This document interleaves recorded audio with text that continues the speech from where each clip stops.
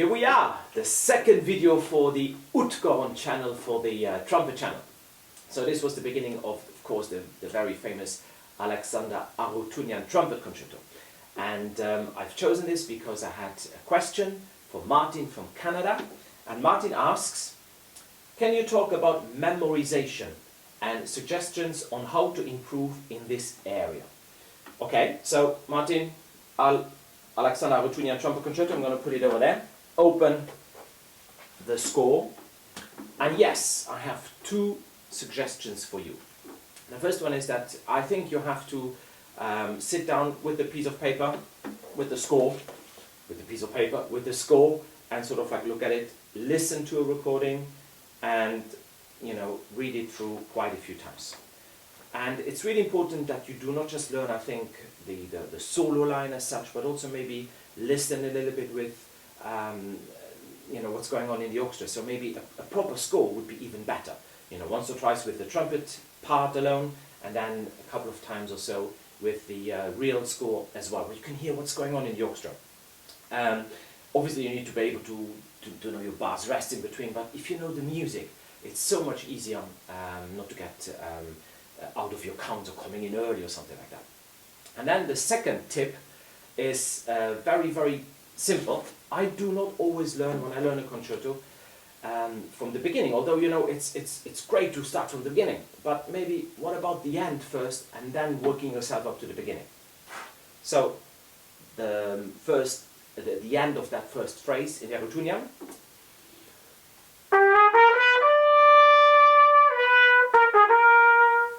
that is easy. I'm combining it with the phrase before that.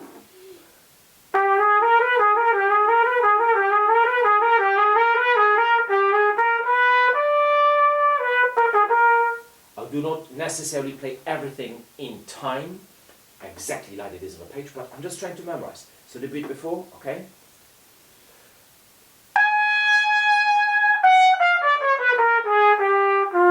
Do that one more time.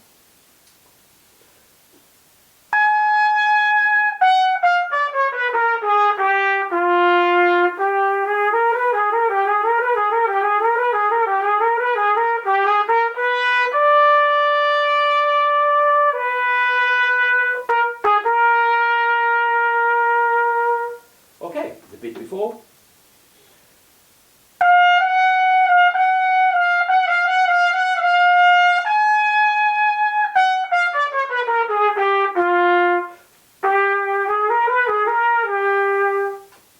That's how I learn a piece as well. So not just from the beginning to the end, but maybe from the end to the beginning. Backwards, simply put. So listen to the score, listen with the proper score as well, listen to what the accompaniment, the orchestra is doing. That's really important to know, because then you can play with the colors of the different instruments that take a phrase off you that you have to respond to, and you get to know the whole piece. And the second thing is really, rather than always the first bar, the second bar, the third bar, the fourth bar, maybe the end of the phrase or the end of the concerto, and work yourself backwards, and not too much, 5-10 minutes every day. So you need to put, if your performance is in 3 weeks' time, you have to get on with it. But if your performance is in a few months' time, you have a lot of time to learn it this way. And then try it out. Once you kind of think you have it, okay, I think I have it, play and close this.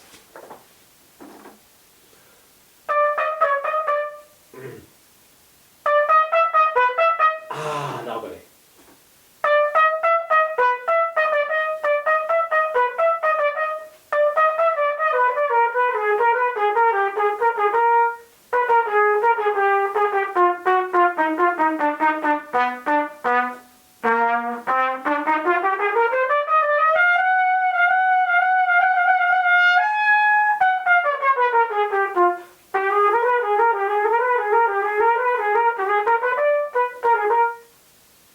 It is in my memory, okay? And then I listen to it sort of like when the performance is about to happen. I am there every morning, and I really put 15-20 minutes aside to listen to the orchestra. Maybe, lying on my back, maybe sort of like, really as relaxed as possible, just listening to it. And take it on my, of course, put it into some sort of like smartphone thing, you know, and listen to it all the time as well, whilst I'm walking, whilst I'm driving, you know, that it is constantly in my mind for that moment. I also have to be honest with you, Martin, I only really know the standard repertoire by heart, by memory.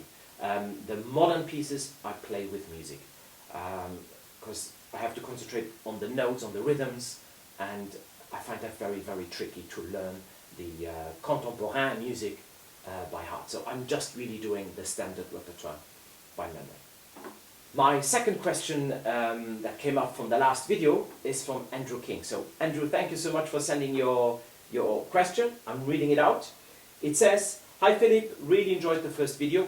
Very kind, thank you very much. "Do you have any tips for moving between instruments of different pitch? For example, B flat trumpet to E flat trumpet or so." Okay, fantastic question, Andrew, thank you so much. You've probably got a little bit the wrong guy here, because I do not tend to switch too much in the orchestra.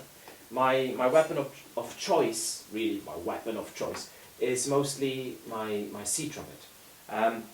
Having said that, I'm learning. And maybe the older one gets, the wiser one gets, or one starts to think in all sorts of different ways, I don't know. But I've learned a few years ago, I had a bit of a light bulb moment where we were playing Brahms' Second Symphony. And your first trumpet, or the two trumpets, not that much to do. There's a few bits in the first movement, of course, and also the very end of the symphony. There's not so much in the third movement, but the start of the last movement, the fourth movement, starts with A, D, and you sit there, and you go,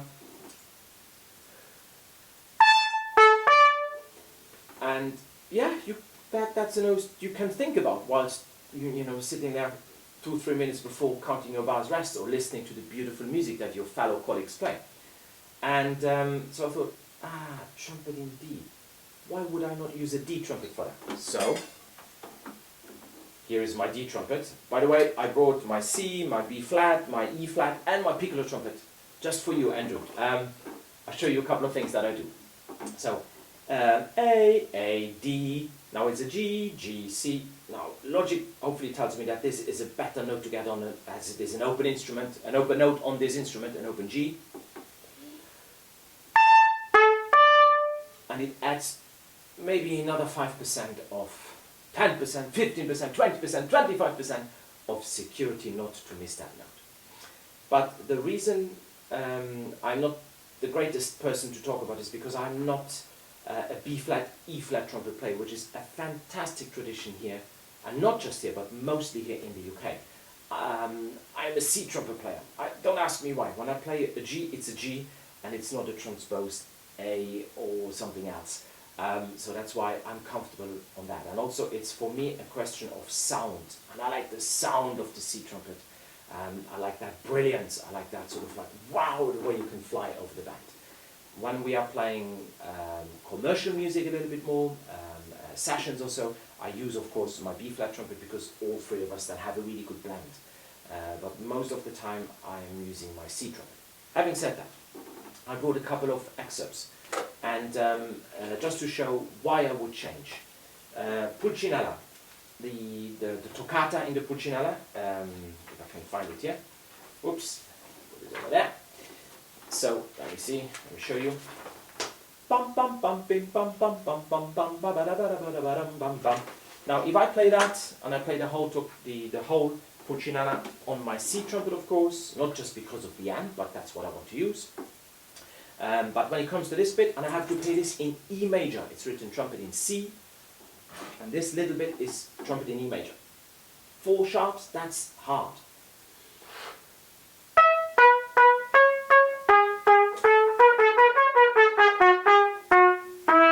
That's the first difficulty with the fingers. And the next one, definitely, is that sort of like G sharp and then the trill from the F sharp to the G sharp.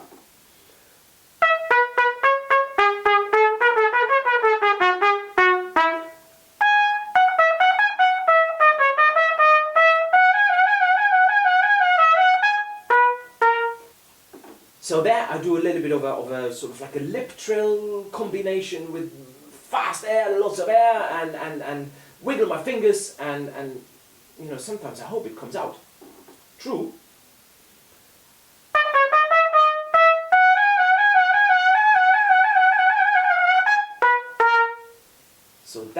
find hard on the C trumpet. And the fingering, if you use a D trumpet there, is so much easier, I think, for me.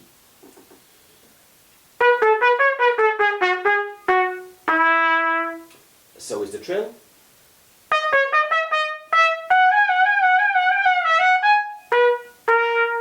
And even maybe if the trill is still a technical difficulty, I think this helps me here. So this time I'm using the D trumpet because the fingering for me is easy. I'm taking two sharps away, I'm playing in D major instead of E major.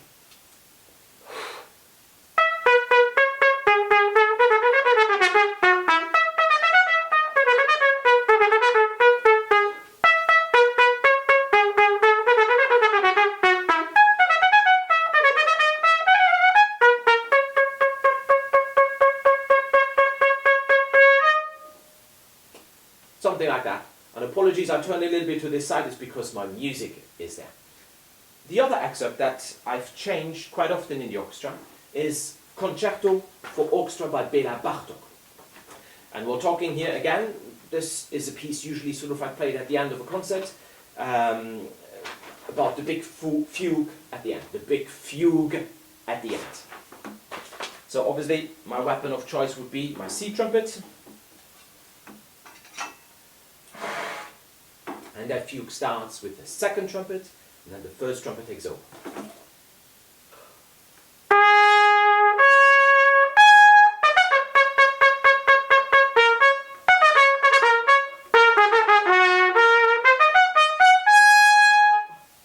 Two, four.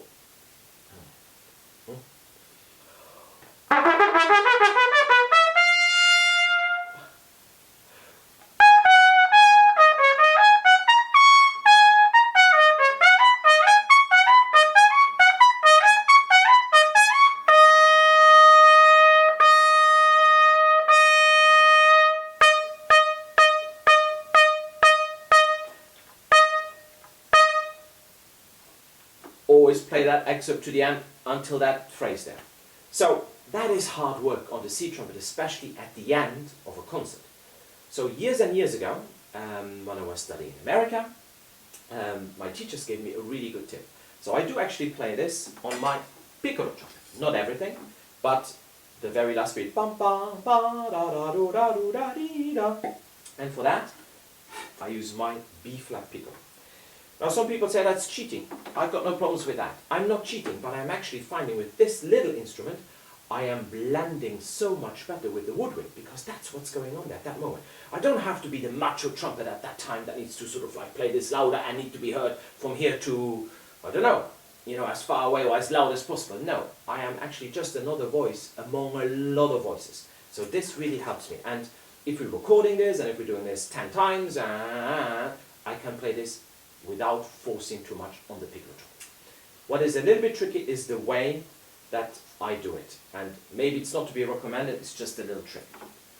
So the bit before, you have two bars. One and two and... Okay, so I'm going to give it a go. So far, it has always worked.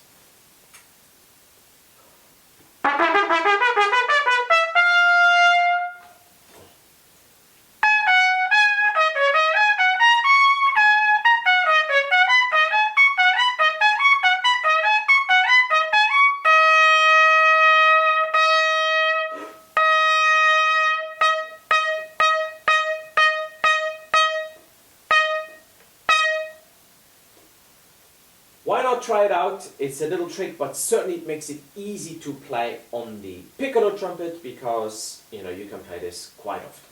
Okay, so that's that little advice or little tip with the piccolo trumpet. If, of course, maybe that is a little bit too risky and you're not quite that comfortable, well, choose your E-flat trumpet, because the E-flat trumpet actually is a good choice for this, this whole passage. After the 7 bars rest, there's a bit of a tricky fingering.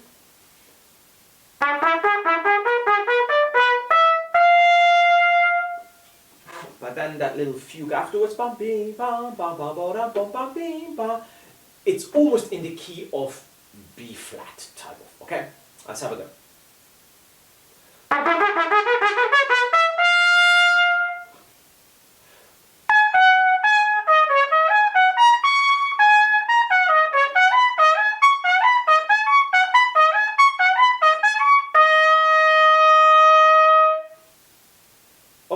So the E-flat trumpet works really well.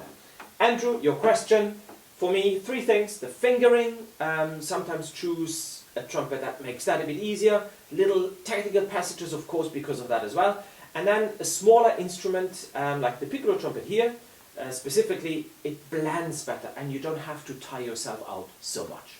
One last little example for you, and we recently played Walton's First Symphony, William Walton's First Symphony, and it's a beautiful, beautiful work and a lot to play. And at the very, very end, last page actually, I'm just going to open the book here, there's this beautiful solo here. And that solo, it's not difficult, but because it is just exposed and just you, and everything sort of like stops, and at the end of the symphony, you can have 1 or 2 little things, little thoughts about it. And my weapon of choice would easily be my C trumpet for that. So the solo goes like this.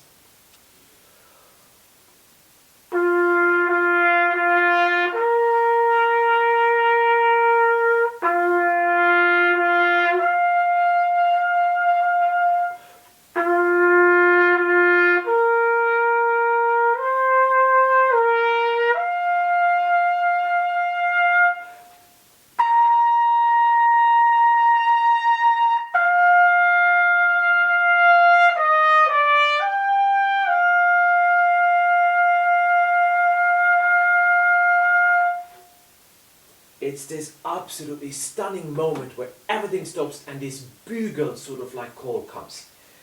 So last time when we played it in January this year, I chose my E-flat trumpet for this solo because here my thinking was, well, psychologically it's a G that I have to hit there and not a high concert B-flat or a C on the B-flat instrument. So I used my E-flat trumpet for that.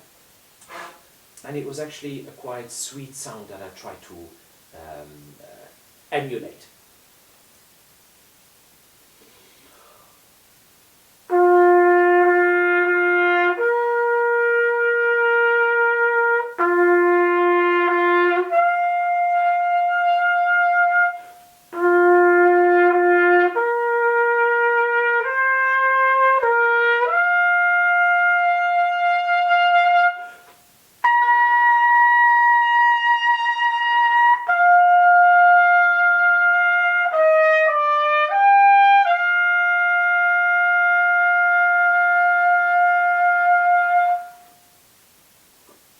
And I'm pleased to say that worked really, really well.